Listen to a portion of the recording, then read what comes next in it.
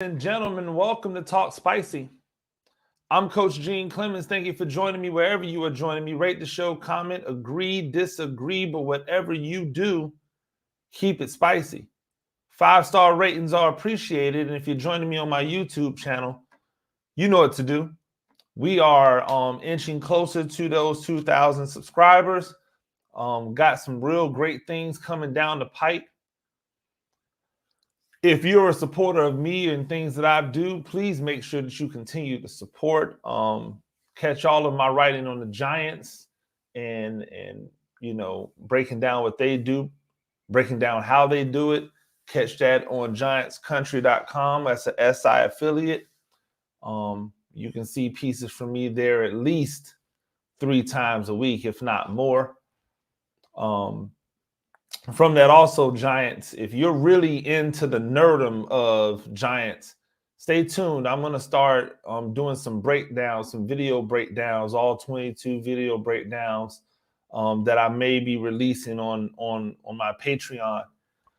So if you're somebody that's really into the Giants and you want to break it down at the coaching level of what they're doing out there, then that might be something that you want to get involved in. And come and support, what I'm doing there. If you're somebody that's into sports betting and you follow the Group of Five, I have a Group of Five article that comes out every week on The Athletic. This past week, I think I was 1-4 because nobody wanted to do what they were supposed to do. Everybody made it hard. BYU lost. They turned the ball over 4 times, or if I'm not mistaken, 4 or 5 times. You're not going to win any game versus a good team if you turn the ball over that much. So I lost that one for sure. UConn, I thought that they would, that they were on the right track as far as getting things together. They didn't get it together. Shout out to UMass, to the Zoo. I know it was crazy there. They got their first win. And it's great whenever a team gets an opportunity to get their first win and get that 0 off the front. UConn will still be looking to get that 0 off the front. I haven't looked at the schedule. I don't know where there's another, off top of my head, I don't know where there's another opportunity to get that 0 off at. I'll have to look at that again, but I thought the UMass game would be the game that they got the 0 off of them, and they didn't do it. So that was another loss. Let's see what else. What else did I lose to? SMU won, but SMU didn't cover, I believe. So that was a loss. I picked some tough games, and I try to do that for people who don't know. When you get an opportunity to write an article, you that has to do with sports betting, unless you are writing specifically just for gamblers and gamblers only, where, hey, every week, I want the best bets. Well, yeah, that's great. But I also need to be able to entertain the people who might be coming around for the first time. So it's a little more difficult to just say, hey, I literally could just say, I'm going to bet Liberty every week and every week write an article and put Liberty in there every week with whomever they're matched up with because they've been that dominant. I could go and pick teams on a daily basis that are able to win week by week in the Group of Five, but now I'm not bringing any exposure to these other Group of Five programs that deserve exposure. There are no other articles on Group of Five. I'm the only person writing about the Group of Five, the same way that in the summer, I was the only person writing about the FCS on The Athletic. And so I wanted to be able to bring light to all the FCS programs that I could bring light to. And FCS, I haven't forgot about y'all. Y'all see the content starting to come out a little bit more on my YouTube channel as I start to get back into my FCS bag as well. I miss covering you guys for The Athletic. Hopefully I have an opportunity to do that down the pipe somewhere soon because I really enjoyed covering that level, and the fans at that level are really awesome. And I think the Group of Five fans are awesome.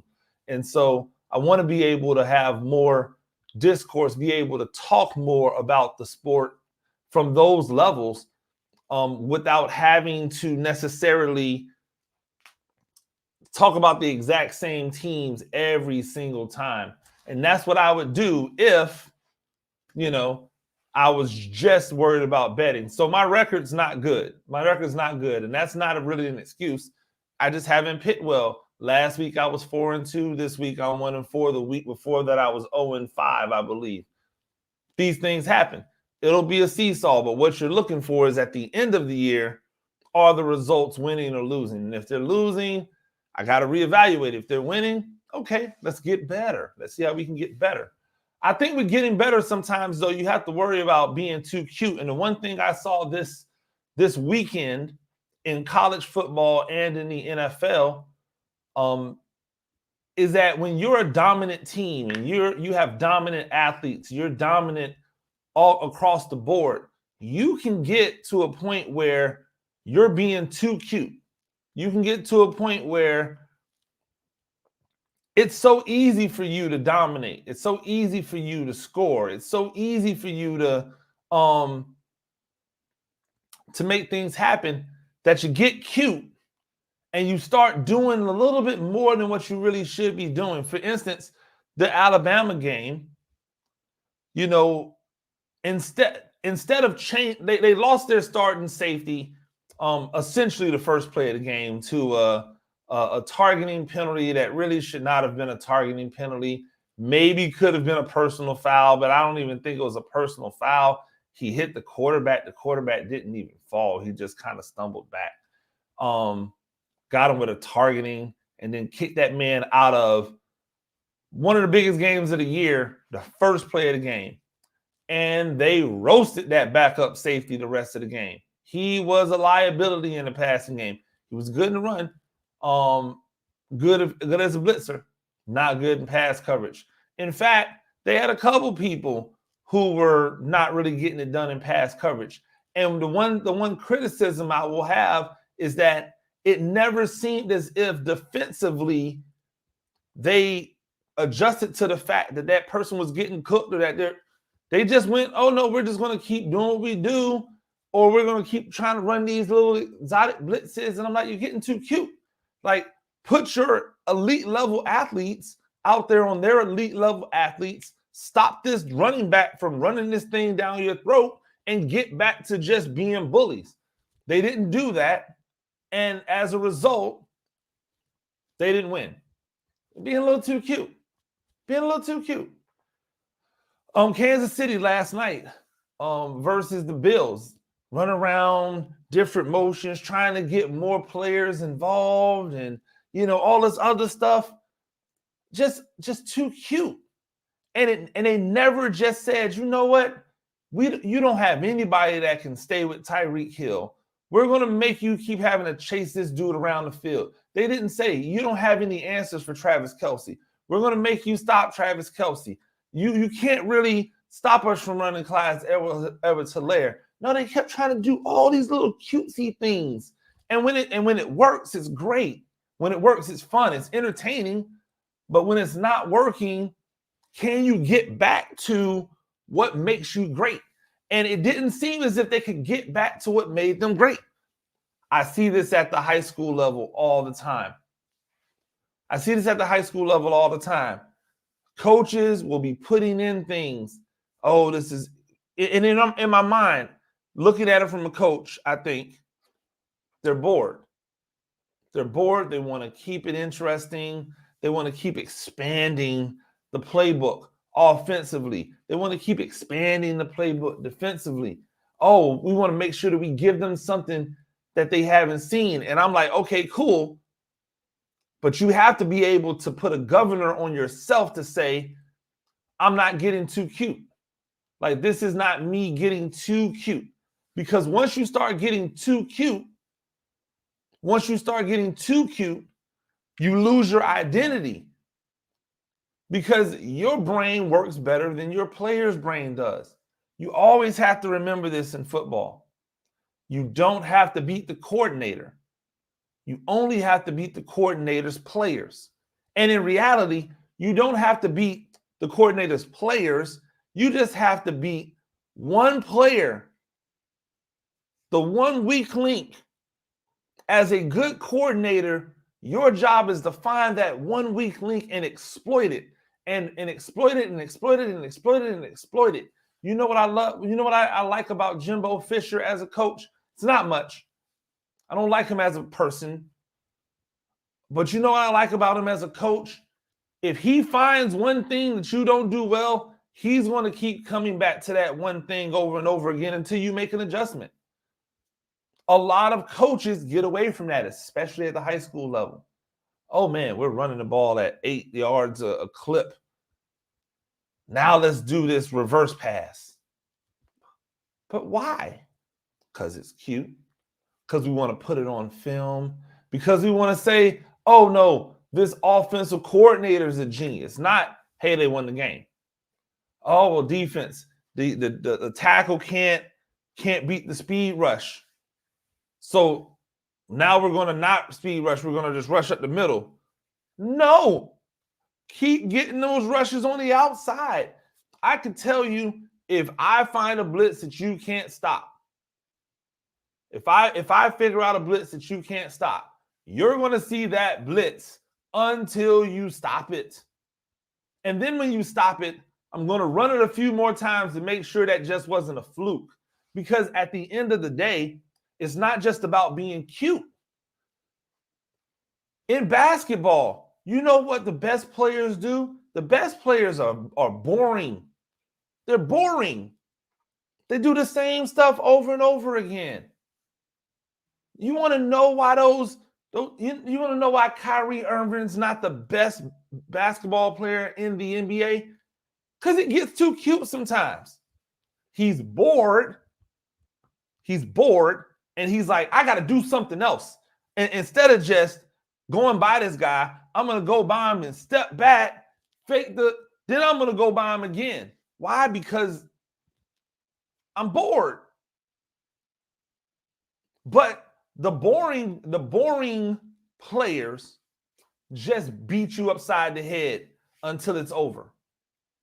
They don't get cute. And every once in a while, when they get cute and things start going wrong, you know what they go right back to doing? They go right back to doing all of the boring stuff that made them great. Kawhi Leonard, there is nothing flashy about his game. Giannis, there is nothing flashy about his game. LeBron, nothing flashy. They just attack until you wilt. They attack until you wilt.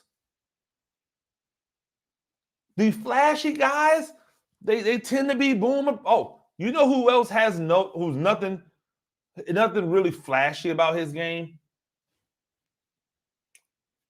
You know what I'm saying? KD.